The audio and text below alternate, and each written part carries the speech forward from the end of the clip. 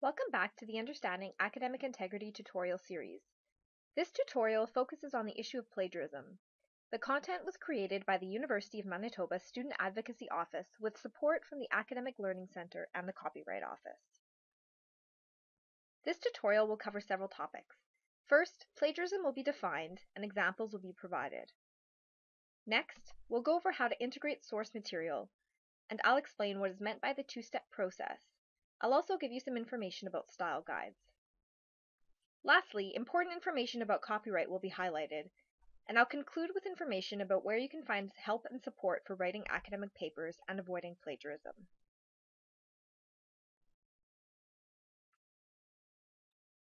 To plagiarize is to take ideas or words of another person and pass them off as one's own. In short, it is stealing something intangible rather than an object. Plagiarism applies to any written work in traditional or electronic format, as well as orally or verbally presented work. This definition is from the Academic Integrity Regulation in the University Calendar. This is the regulation that is referred to in all of your course syllabi or your course outline. Note that this definition includes presentation of or use of information, ideas, sentences, findings, etc. as one's own without appropriate citation in any work, whether the work is written or verbal, for a written assignment, test, lab, or final exam. It's considered to be plagiarism whether someone intended to pass off those ideas or words as their own, or whether it was done so unintentionally, that is, by accident. This tutorial will help to guide you in the right direction and provide you with some basic information regarding how to appropriately use and acknowledge the ideas and or words from another person within your own academic work. Plagiarism can happen for many reasons. Sometimes students who face allegations, that is, they're being accused of plagiarism, plagiarized unintentionally and they didn't mean to do it. Not all students have a good understanding of how to properly use and cite source material, or they might not have a good method of collecting, recording, and organizing source information, and consequently mistakes can be made. To help with understanding what the U of M considers to be plagiarism, here are some examples. Copying text word for word verbatim without including it in quotation marks and citing the source. This is sometimes referred to as cut and paste plagiarism. Copying sentences and changing some words without proper citation or acknowledging the source of the ideas or information. Using non-written material, such as part of a diagram, tables, graphs, maps, or images, without proper acknowledgments or permissions. Not including in the reference list all source material that was used in the paper. Sometimes this happens when a student has relied on non-scholarly websites and sources and doesn't want to include that in their paper. Including in the reference list source material that was not used within the paper. This can sometimes be referred to as padding the reference list. Also, it is still considered plagiarism and regarded as self-plagiarism or duplicate submission if someone hands in a paper that they completed for another course when another instructor has assigned the same or similar assignment. Within the academic research world, submitting the same or similar article to different journals can also be seen as a breach of academic integrity. Academic writing usually involves 40% research, 20% writing, and 40% revision. One of the most important things to do is give yourself enough time to write an academic paper. Adding citations and making entries in a reference list should be done at the same time as researching and writing the paper. It should not be saved as a last step, as this often leads to errors or lost information and even plagiarism.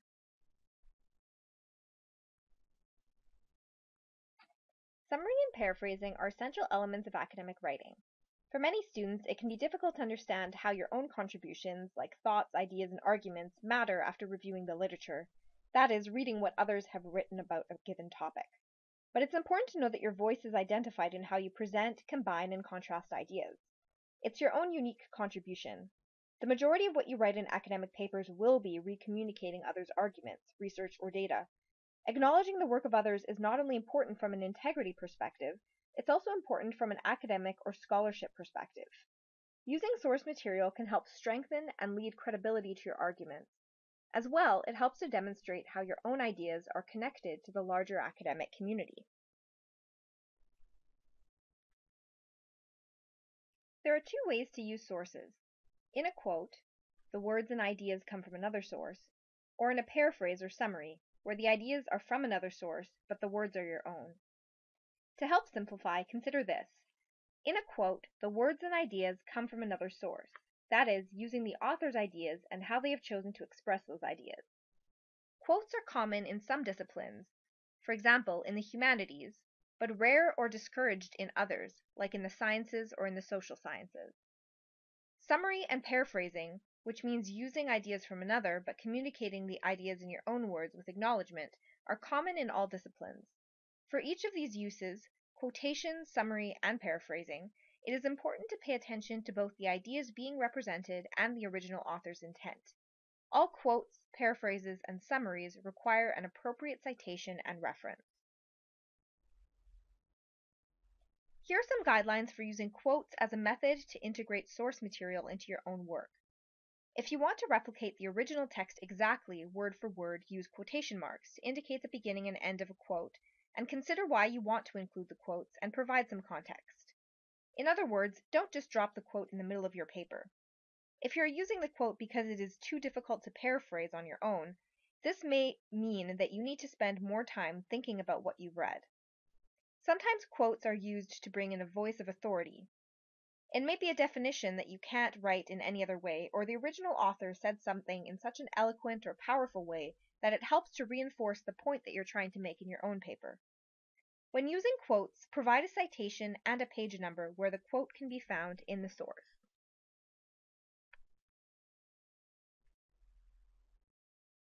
Now we're going to spend some more time discussing paraphrasing, as this is one area of integrating source material that can lead to unintentional plagiarism. Paraphrasing is difficult, but it is a very important skill, because it shows that you've learned and understood the idea you're discussing. There are many misunderstandings about what a paraphrase is and how to do it properly. To put someone else's idea into your own words is more than just replacing their words with a synonym for that word. Also, simply removing some words that seem extraneous or extra to the sentence doesn't mean that you've properly paraphrased that person's idea. Paraphrasing means you completely change the wording. It should not resemble the original author's wording in language or in the order of presentation of the ideas or sentence structure. Here's an excerpt from an article with one section highlighted in yellow, which states, between 1971 and 1996, there was a 24% increase in the number of professions having a post-secondary degree. The in-text citation is provided and highlighted with a red box that states Bexsteed and Vinodry, 2003, page 5. This is an example of a paraphrase using the APA referencing style. The original author's ideas are being presented in a different way by this author. The citation, in the red box, includes the author's name, date, and page number. Let's look at a few more examples.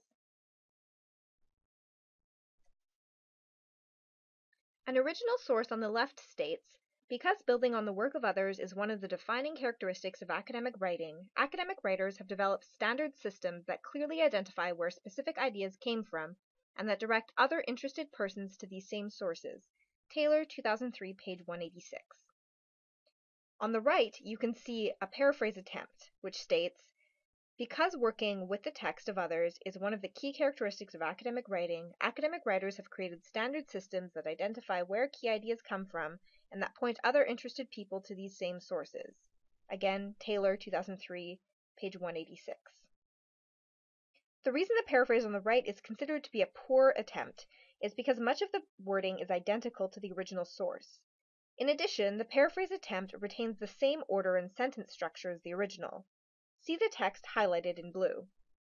Certain words highlighted in red have been replaced by a synonym for the original word, which is not the proper way to paraphrase.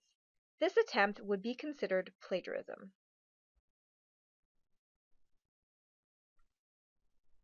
In this next example, we'll show you more appropriate attempts to paraphrase.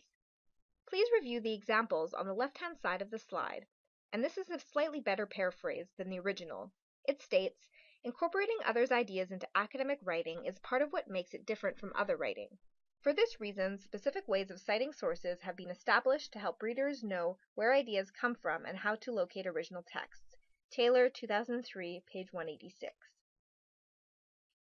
On the right here is the best paraphrase we've seen so far.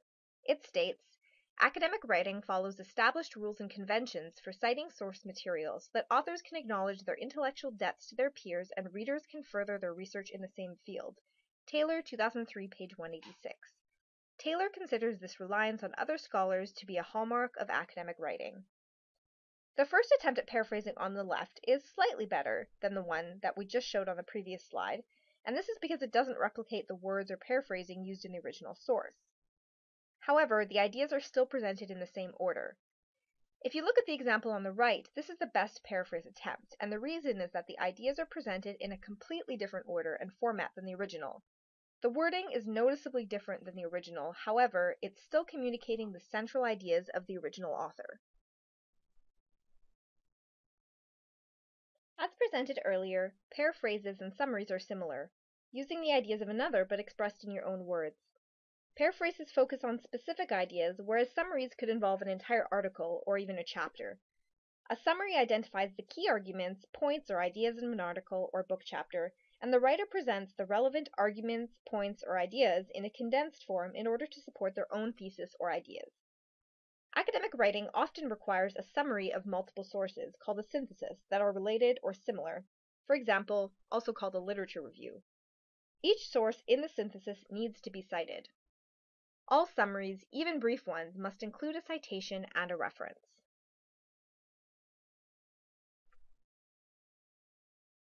Referencing requires a two-step process. An in-text citation is added whenever you integrate ideas or expressions of ideas from another directly in the body of your work. A reference list is when you identify all of the source material you have used and cited in your paper. There are many different formats for citing and referencing. Some examples of citation styles that are used for the purpose of academic documentation include American Psychological Association, or APA, Modern Language Association, or MLA, Chicago Style, Turabian, IEEE, and Vancouver. For reference management tools and software, see the U of M libraries for information and training. Your instructor or program may specify which documentation style they prefer. It may have been sufficient as an undergrad student to rely on a general guide for academic writing, as it likely provided information about different types of styles for documentation. However, as a graduate student, you should consider purchasing a style guide as it will be used throughout your program and in particular when writing your thesis or dissertation. Additionally, you may want to use a referencing management tool or software which will make it much easier to keep track of references. Some examples of these are RefWorks, Mendeley, EndNote, or Zotero. Visit the U of M Libraries website for more information and for training opportunities to learn how to use these tools. The most important thing to remember is that you must be consistent in the use of your documentation style. And also remember that the reason for providing a reference is to guide the reader to the source material that you have used if they are interested. Please note that failure to follow a style guide, for example, not italicizing the title or forgetting to add a period or comma, is not considered plagiarism, but it may be part of the evaluation process for your assignment.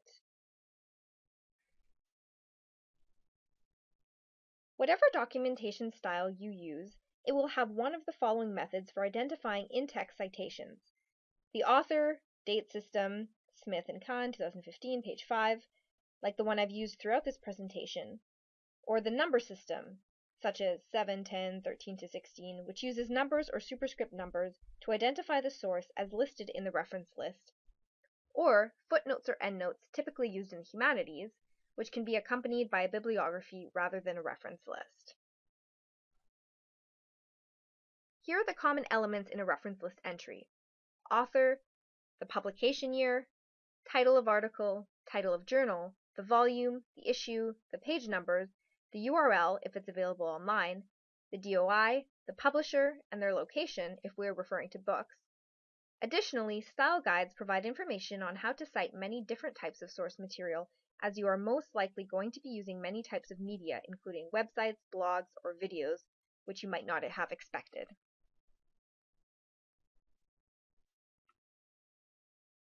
Even though you may not have started writing your thesis, it's a good idea to begin thinking about copyright now. The reality is that sometimes you'll need to get permission to include copyrighted material in your thesis. But Canada's Copyright Act does allow you to apply fair dealing when copying material. What this means is that you're allowed to copy a fair amount of copyrighted material to your thesis without permission. But what is considered fair? A fair amount is often defined as 10% or less from a copyrighted work. For example, copying a few lines of text or a couple paragraphs of text from a book or journal would be considered fair. As another example, copying one image, such as a photograph, a chart, table, or figure from a copyrighted work that has many other images would also be considered fair. However, if you want to use more than 10% of the images in the copyrighted work, or if you want to copy more than a fair amount, get permission. Adapting or modifying a copyrighted work requires permission as well. Keep that in mind before you crop a photo or simplify someone else's diagram. The copyright rules are the same no matter where the copyrighted material came from. It could come from a website, from a book a colleague lent you, from a journal you picked up at the library, or from a governmental publication. We know copyright is complicated, and knowing exactly what is fair can be a challenge.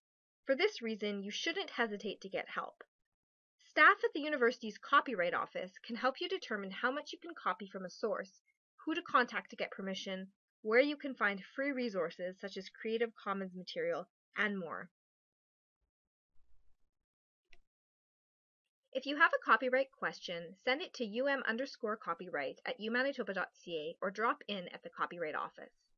You can visit their website to find a sample permission letter as well as a useful copyright quiz. Learn more about copyright in your thesis by reading the university's intellectual property policy found on the university's website. You may also want to explore the Creative Commons website and Canada's Copyright Act. Help and support is available to help you in the academic writing process. Remember, you are not alone in any questions that you might have. Visit the Academic Integrity website at umanitoba.ca/academic integrity to learn more about resources. You can also contact the Academic Learning Center to learn more about citing, referencing, academic writing, and other study skills. Check out the University of Manitoba Library's website to view their comprehensive citing and writing guide, which includes links to various style guides and for information about reference management software. Contact the Copyright Office for information about copyright and assistance with seeking permissions. And finally, contact student advocacy if you have any questions about the rules and policies at the university. This concludes the tutorial on plagiarism. Please view the other tutorials in this series.